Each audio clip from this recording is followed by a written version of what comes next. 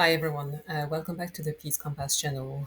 Today we are going to cover the conflict between Israel and Iran that got started a little over a week ago and has had new developments since the involvement of the United States over the weekend on Saturday, the 21st of June. So we're going to first look at the relationship between the two countries, Israel and Iran. We're going to then place this relationship in the context of the Gaza war and see how this conflict is erupting on the back of an uh, already all-out war taking place in Gaza, in Palestine.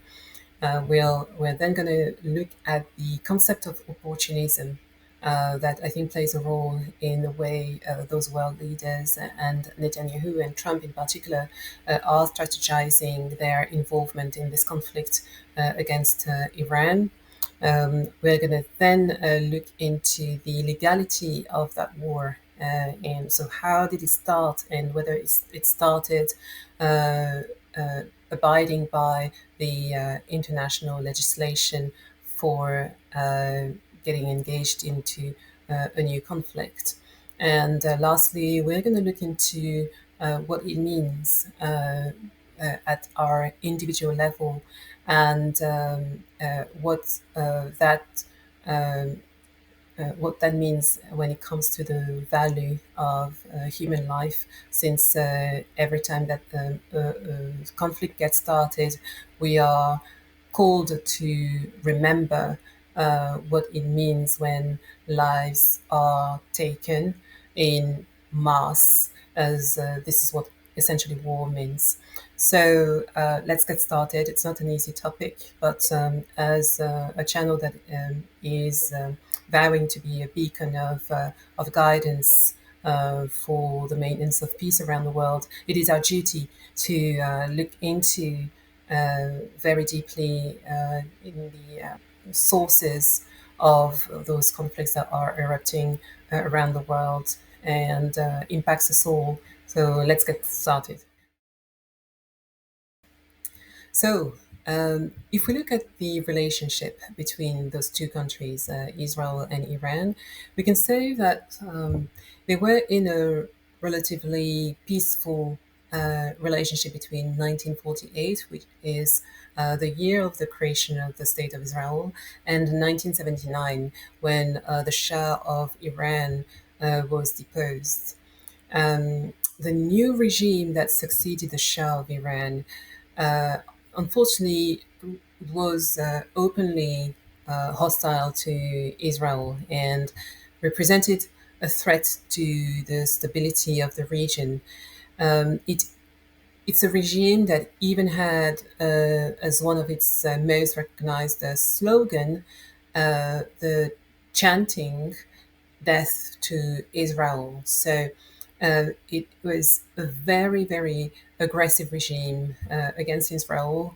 And we can say that this aggressiveness uh, erupted in the face of a relatively hostile attitude of Israel towards its Arab neighbors and its very aggressive stance when it comes to the expansion of its borders, so the borders of the state of Israel, towards more land occupied by Arab populations and the population of Palestine in particular, the land of Palestine in particular.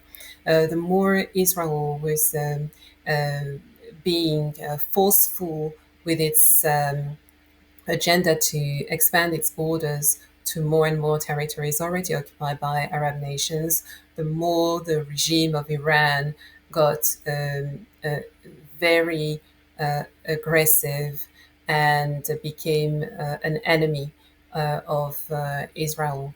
And so, with this new Iranian regime that started in 1979, came also a renewed investment in a nuclear program, which has increasingly represented a threat to Israel. Some will argue that Iran started its nuclear program because Israel was also developing nuclear weapons at the same time.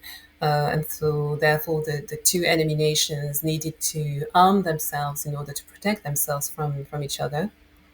But so since then, both Israel and Iran engaged in what we call a shadow war, where each state has been using proxies to conduct their threats against each other. Proxies such as groups like Hamas and Hezbollah that were perpetrating assassinations and attacks on the enemy population, and and so over time, because of its very um, criminal stance towards Israel, Iran has become a pariah nation over time, and it even, I mean, associated to its stance against Israel, Iran became increasingly an enemy of the United States as well. To the point that it even lost the support of its Muslim neighbors. And in the same time, Israel, despite growing criticism among nations, has always benefited from the support of the United States. And so we can see that for the past 50 years, this has been a general atmosphere of great tension and failed diplomatic relationship between Iran and Israel. Each has been a constant threat to the other, each applying techniques of intimidation by orchestrating targeted assassinations of diplomats and scientists on both sides, and but namely on the Iranian side, uh, but never fully removing this Damocles sword of a potential nuclear attack. And so, me as a well external observer, I personally believe that the fact that both nations were having nuclear missiles and were developing nuclear warheads, and Israel has nuclear warheads. It's not entirely sure whether Iran has actually managed to build nuclear warheads, but each developing their arsenal of nuclear missiles meant that we were in a state of mutual containment, each knowing that an attack from one would mean a retaliation of the other, with the potential annihilation of the country from from the surface of the earth. And so, in a way, because of this situation of mutual containment, there was a certain balance that was preserved and meant that some protection uh, could be relied upon. Now, fast forward to the 7th of October 2023, when Hamas launched an unprecedented attack on Israeli citizens, with more than 1,200 Israeli civilians assassinated and hundreds taken hostage, over 250 of them taken hostage. This prompted a military response by the Israeli government, led by Benjamin Netanyahu, which essentially started the Gaza war. At this point, I think it's important to make the distinction between an attack and a war. because this issue of proportionality of the response by the Israeli government to this attack by Hamas has been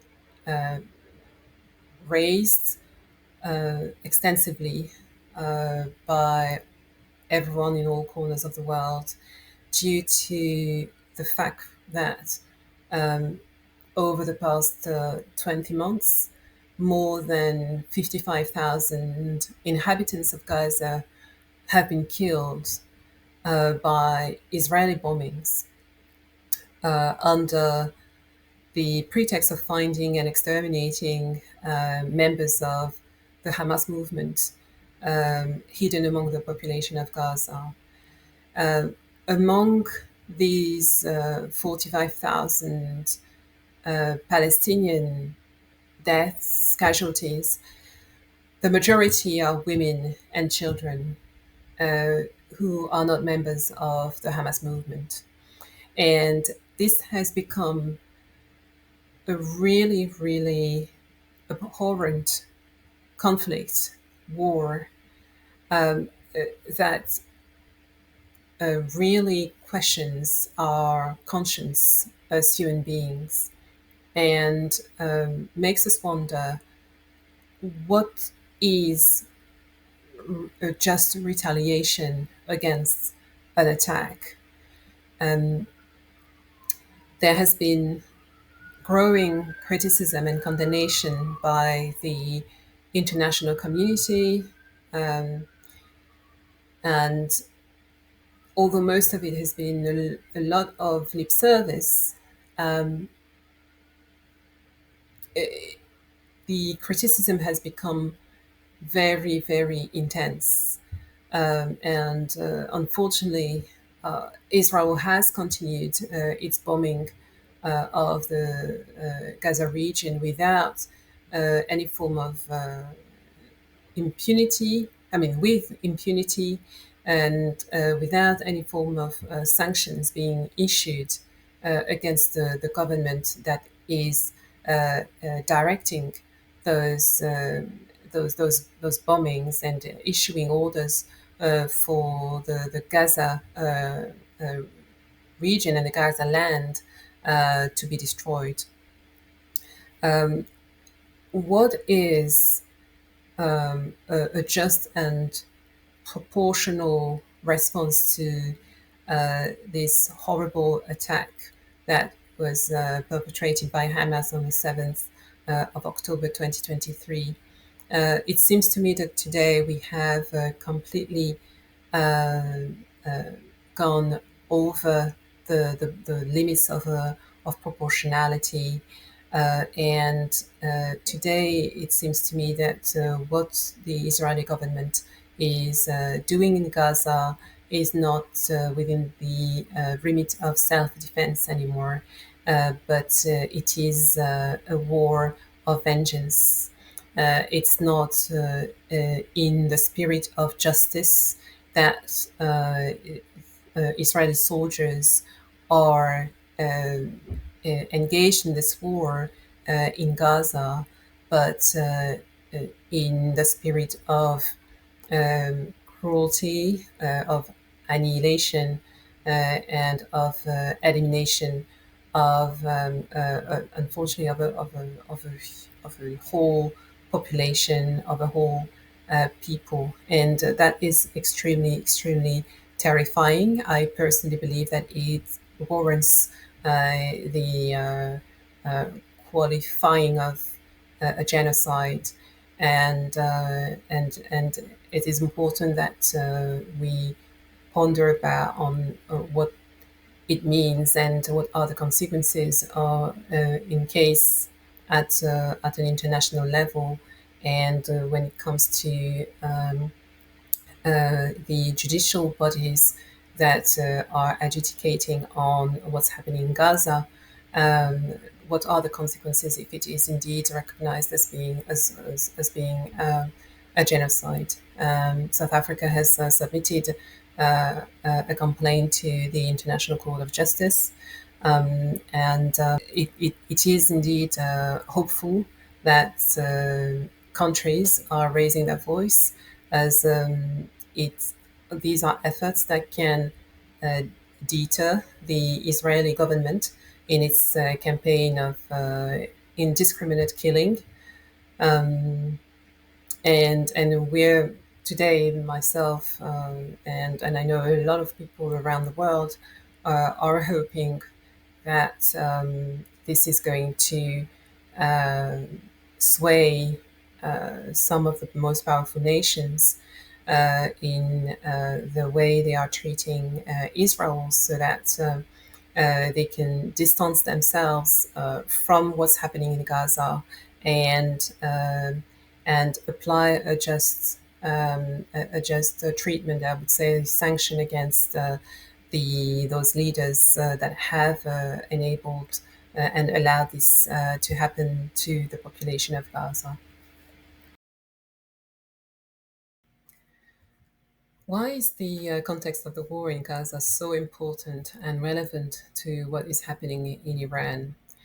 It's important to set this context because there is no doubt that this new military development in Iran is opportunistic in several respects. Um, First, the opportunism of the Hamas attack to justify the annihilation of an entire people. Let's not forget that Benjamin Netanyahu belongs in this faction of the Israeli political space that believes in the expansion of the borders of Israel to the detriment of the Arab land and the Arab population currently living on this land in Palestine. And so, uh, for him, who has always hoped that Israel could extend their colonies, because that's how they call them, their colonies, into Gaza, it is uh, for Benjamin Netanyahu, who has always had this vision. Uh, the Hamas attack is very much an opportunity for him to to deploy his agenda, um, and he has taken the opportunity of this attack to unleash war on this population of Gaza to a point where, as I said earlier, we can call it a measured and calculated um, annihilation of a population and therefore a genocide. I will do a video in the future explaining why, for months, I have felt that what is happening in Gaza is a genocide. Yeah, this Hamas attack was essentially the best opportunity for Benjamin Netanyahu to finally unleash that expansion and colonization agenda over the Gaza population. There is another strand of opportunism that is displayed over the Gaza war, which is provides the opportunity to finally launch an overt attack against Iran, which has been Benjamin Netanyahu's goal for over 30 years.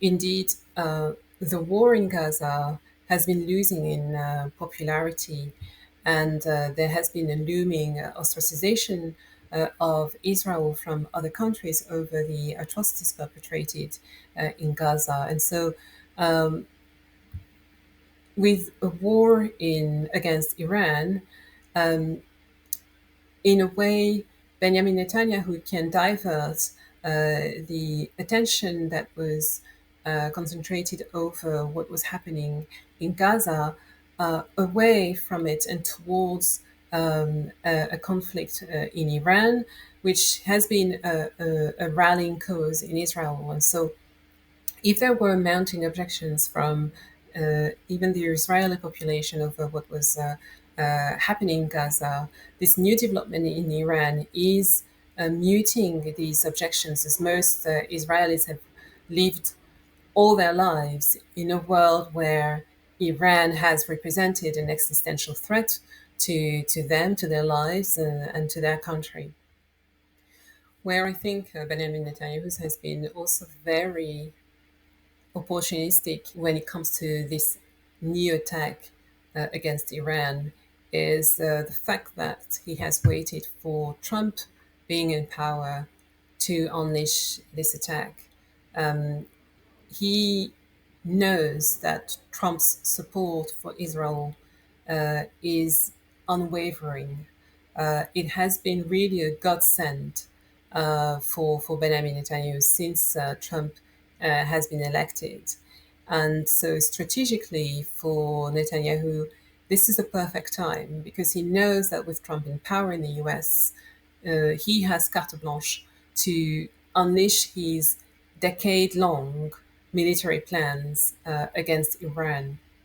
We also cannot forget that there is this always lingering appetite for fueling the military industrial complex of a particular country. When you are already engaged in a war like the Gaza war, and when you are the leader of the country engaged in this war, you are tempted to find a way to continue that war if it means that it makes the industry of war going. And so there is unfortunately this jingoistic conviction among war leaders that the more you do war, the more prepared for war you are, and therefore the stronger your country is, and therefore the stronger and the more powerful you are. And I believe that this is irresistible to men like Benjamin Netanyahu, who have always seen war as their solution to diplomatic conflicts and diplomatic conflicts against uh, Iran in particular. Nowadays, wars are entered because of opportunity instead of self defense. There is no waiting for the United Nations stamp or validation before starting a war. Um, Following Russia's aggression against Ukraine in February 2022, this is the second time in 3 years that a nation justifies its aggression because of the subjective fear that a less powerful country will attack them. And this is what we call a preemptive war, which is essentially illegal if it is not validated by the bodies in the United Nations that can confirm that indeed a country is posing a threat to another country. Um, Today, we have nations that are taking the, or that are creating uh, reasons, unjustified reasons, to attack another country when there is no evidence that there is a direct threat to the integrity of a country or a direct threat to the borders of a country. And so uh, this is particularly dangerous since this is being done in succession now. And there is this element of expansion of borders as well that we thought was reserved to a time long by, those wars of expansion where so those war leaders were claiming a certain space for living. Lebensraum, it was called in during the Second World War. This Lebensraum, so space for living, space for breathing that was allegedly needed for a country to survive. Um, in the war against Ukraine, the war perpetrated by Russia against Ukraine, there is this element of expansionism where Putin wants to um, essentially redraw the borders of Russia by reintegrating the countries that belong to the uh, Russian culture from the earlier 20th century. And similarly with Israel, and definitely with Benjamin Netanyahu's and multiple of members of his government, there is also this philosophy and intent of border expansion of the Israel territory, uh, and and that objective is fueling these preemptive wars, these illegal wars, and is taking us back decades when it comes to the maturity that we would expect from uh, human beings when it comes to promoting and preserving a certain state of togetherness and a certain state of world peace and balance between countries with a mutual respect for other countries, a mutual consideration for the integrity of territories, for the integrity of lands, and the integrity of other nations. The United Nations have codified the terms of engagement in war, the rules of engagement in a military conflict, and in in both these cases, so the Russia case and the Israel case, these have not been followed, these have not been abided by, and they have unfortunately rendered the United Nations almost obsolete and irrelevant because we wonder today uh, what is the United Nations for if there cannot be any consequence against a country like Russia or against a country like Israel when they are attacking another country without agreed, without recognized justification. Um, and this is marking is potentially marking a new era in nations' relationships when we are witnessing the complete undermining of the United Nations that were created on the back of the Second World War. 80 years later, it looks like the United Nations cannot exist the way it has been for decades and needs a complete reshuffle, needs maybe to disappear so that a new organization can be created that will have a certain power of enforcing those international laws that allow us to preserve to preserve a certain atmosphere and state of world peace, and also can sanction those nations, rogue nations, that are not contributing to the well-being of nations and well-being of the planet in general. The reason why the conflict between Israel and Iran marks a new era of war is also because when the United States started striking Iran on Saturday, the 21st of June, all media were already reporting that Israel's bombing had weakened Iran beyond any hope that they could recover and restart their nuclear program, and that and that Iran had been slowed down by more than 30 years in its nuclear objectives. The speed at which Iran's nuclear sites were targeted and destroyed by Israel really laid bare the significant delays and shortcomings of the Iranian regime's nuclear defense program. What it means is that the United States decided to strike an opponent that was already down. And I personally am worried about the maliciousness of such a move. This is again an opportunistic move on the part of Trump this time. Israel was already winning in Iran, and Benjamin Netanyahu took advantage of Trump's stamp when really he did not need it to beat Iran.